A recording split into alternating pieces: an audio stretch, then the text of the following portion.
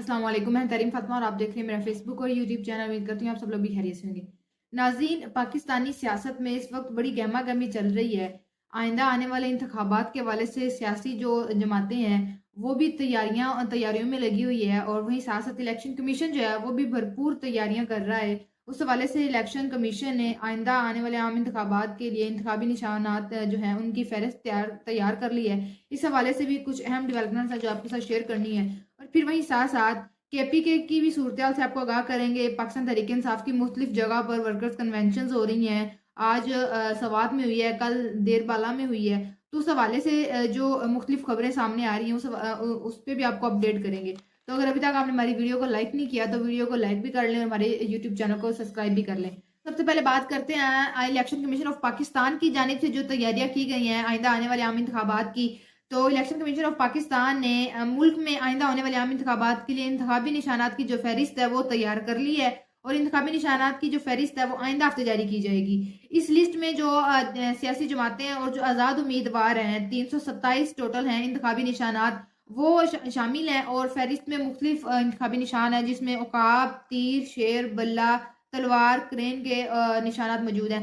तो एक जैसे ही बात की जा रही थी, जैसे ही इंतखाबात की तारीख दी गई थी कि 8 फरवरी को आम इंतखाबात होंगे, तो उसके बाद से फिर जो बात की जा रही थी कि इमरान खान और पाकिस्तान तहरीक इंसाफ के बगैर भी साफ और शिफाफ इलेक्शन हो सकते हैं, और अगर बैलेट पेपर पर बल्ले का निशान नहीं भी हुआ तो आम इंतखाबात हो सकते हैं। तो वो बात तो गलत साबित हुई उसके, क्योंकि जो इलेक्शन कमीशन ऑफ पाकिस्तान की जानिब से जो फहरिस्त जारी की गई है उसमें बल्ले का निशान भी मौजूद है। उसके अलावा कार, जीप, बल्ब, बत्तख, फूल का इंतखाबी निशान भी मौजूद है। साबुनदानी, थर्मस, सुरमेदानी, इस तरह के जो मुख्तलिफ इंतखाबी निशान है वो फहरिस्त में मौजूद है। और साथ ये भी कहा जा रहा है कि इलेक्शन कमीशन ऑफ पाकिस्तान ने आम इंतखाबात के लिए आम इंतखाबात के लिए नई हल्का बंदियों की हतमी फहरिस्त भी तैयार कर ली है।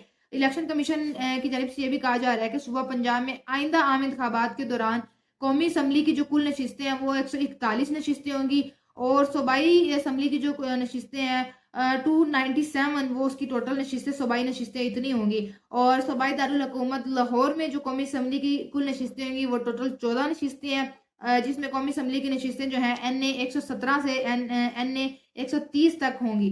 लाहौर में सूबाई असम्बली की जो नशिस्तें हैं वो टोटल 30 होंगी, जो PP 144 से लेकर PP 173 तक होंगी।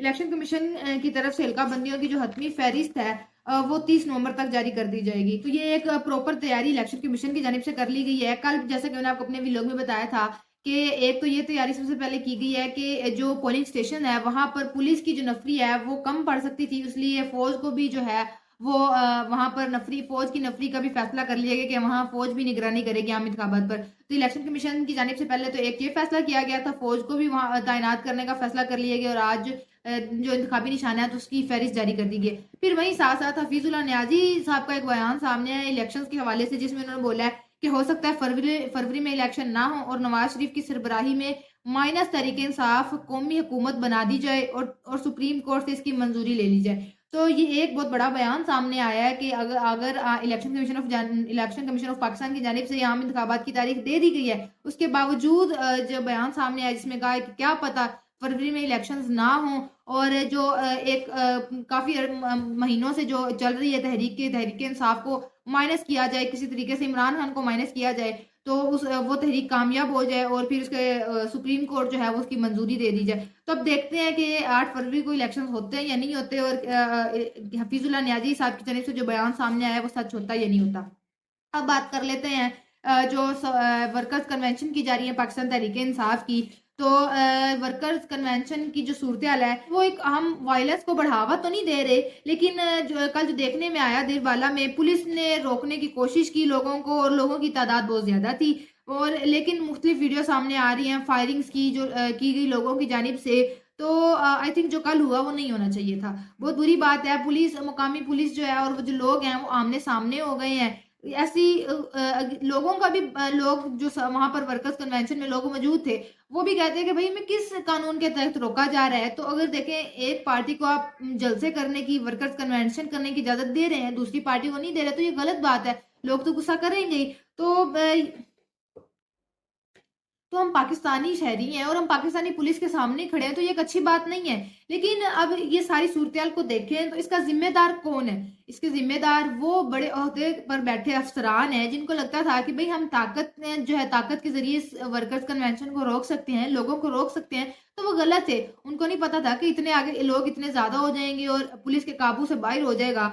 तो वो अपने ताकत के नशे में कह लें आप, उनको उनको लगता था कि हम जो है हमारे पास पावर है, हम लोगों को रोक सकते हैं। लेकिन फिर जब वहाँ पर पुलिस गई तो लोग ज़्यादा थे पुलिस के मुकाबले में और लोगों ने फिर नहीं सुनी। लोगों का भी जो बयान है वो बिल्कुल किसी हद तक लोगों का मौक़िफ़ ठीक है कि अगर बाकी सियासी जमातों को वर्कर्स कन्वेंशन करने की इजाज़त दी जा रही है तो हमें भी दी जाए। और आज भी जो सवात जो वर्कर कन्वेंशन हुई उसमें भी यही सूरत-ए-हाल थी कि पुलिस आ गई, पुलिस ने कुर्सियाँ उठाई हैं। लेकिन आप देखें पुलिस का क्या काम बनता है कि अगर वो वर्कर्स कन्वेंशन कोई सियासी जमात कर रही है तो आप वहाँ पर आएँ। जब आपको पता है कि आपकी तादाद से ज़्यादा वहाँ पर लोग मौजूद हैं तो आप ना आएँ। ये एक बहुत बड़ा मसला है कि पहले जैसे पाकिस्तान तहरीक-ए-इंसाफ को वर्कर्स कन्वेंशन करने की इजाज़त मिली थी, तो वहाँ पर भी पुलिस आ गई थी, कुर्सियाँ उठाकर ले गए थे। तो बड़ी ना चीप हरकत आप इसको कह लेंगे। अगर आपने नहीं वर्कर्स कन्वेंशन करने देनी तो आप वैसे ही इजाज़त ना दें। ये क्या होता है कि जब वो वर्कर्स कन्वेंशन करती है, वहाँ पर पहुँचती है तो आप पुलिस को पीछे भेज देते हैं, पकड़-दकड़ शुरू कर देते हैं, लोगों को मारना शुरू कर देते हैं। तो ये गलत बात है। उसके बाद जो आज जहाँ सवात में वर्कर्स कन्वेंशन हुई, तो आप ये अंदाज़ा लगा लें इस कदर अवाम थी और वहाँ पर कोई लीडर भी नहीं था। मुकामी लीडर थे, साबिक एमएनए महमूद खट्टक साहब थे, तो वहाँ पर इतनी अवाम थी। अभी कोई एक प्रॉपर आप क्या लेना खान साहब थे, ना कोई पाकिस्तान तहरीक-ए-इंसाफ का बड़ा कोई लीडर था, मुराद सईद हो गए या कोई और हो गए। तो मुकामी वहाँ के जो हैं एमएनए वो थे और इतनी अवाम वर्कर कन्वेंशन में निकली हुई थी और जब फिर पुलिस आई तो फिर अवाम ने तो अपना गुस्सा दिखाया। कोई 2,500 के करीब पुलिस थी, वो बेबस हो गई उस अवाम के सामने। तो अब हम इसको बढ़ावा तो नहीं दे रहे जो हुआ पुलिस और अवाम के दरमियान, लेकिन पुलिस हमारी सेफ्टी के लिए है। अगर कोई केयर टेकर पुलिस को फ्रंट लाइन पर कर रही है और वो भी सिर्फ इसलिए कि पॉलिटिकल मामलात को कंट्रोल करने के लिए, तो पुलिस भई जो ये लोगों की नज़र में पुलिस वालों की इज़्ज़त है, वो फिर पुलिस अपनी इज़्ज़त खो रही है कि वो हमारी सेफ्टी के लिए है। वो बजाय हमारी सेफ्टी हमारी हिफाज़त करने के बजाय हमें आकर मार पीट रही है, हमारी पकड़-दकड़ कर रही है, तो ये गलत बात है। क्योंकि वहीं के रहने वाले लोग हैं, वहीं की मुकामी पुलिस है, तो आपस में जब वो हाथापाई करेंगे और पकड़-दकड़ करेंगे, तो कोई इज़्ज़त नहीं रह जाएगी पुलिस वालों की। तो आज के वीलॉग के लिए इतना ही। आपसे इंशाल्लाह मुलाकात होगी अगले वीलॉग में। अपना बहुत सारा ख्याल रखिए।